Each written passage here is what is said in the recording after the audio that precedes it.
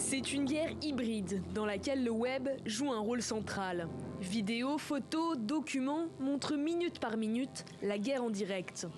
Entre information et désinformation, chaque pays joue sa partition, ses messages.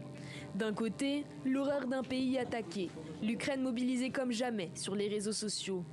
De l'autre, la Russie et le discours du Kremlin qui peine à parvenir aux oreilles des Occidentaux.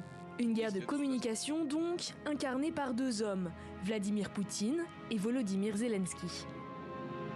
Deux leaders que tout oppose.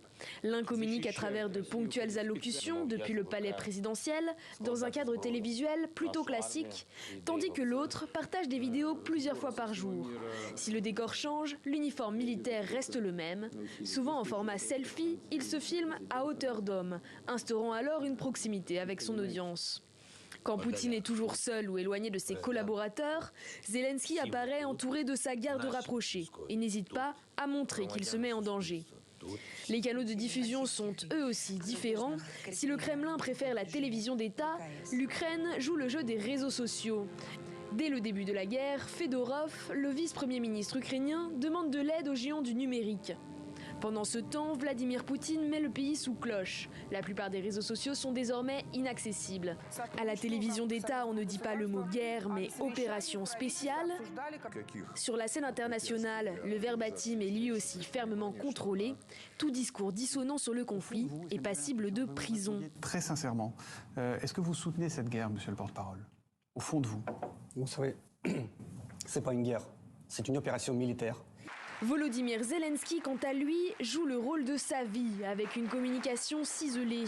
Face au Parlement étranger, les éléments de langage sont choisis, historiques et émotionnels. J'ai une nécessité, protéger notre ciel. J'ai besoin de votre décision, de votre aide. Ce qui veut dire exactement la même chose que ce que vous ressentez quand vous entendez les mots « j'ai un rêve ».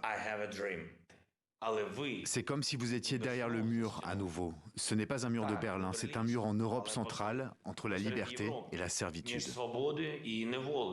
Un président connecté et une armée virtuelle en ordre de marche.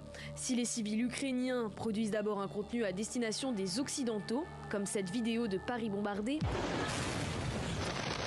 tous les coups sont aussi permis pour convaincre l'opinion publique russe d'arrêter la guerre. Et même de porter atteinte à la Convention de Genève, en publiant cette vidéo de soldats russes supposément capturés, appelant leur mère.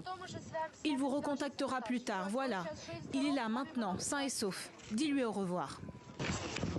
Dans cette guerre numérique, un point commun subsiste entre Russes et Ukrainiens, la messagerie Telegram. L'application russe semi-cryptée est devenue le canal de communication de la guerre en Ukraine. Très populaire dans les deux pays, elle donne la possibilité d'échanger par message privé ou de s'abonner à des chaînes de diffusion de contenu. Des informations en temps réel, mais non vérifiées.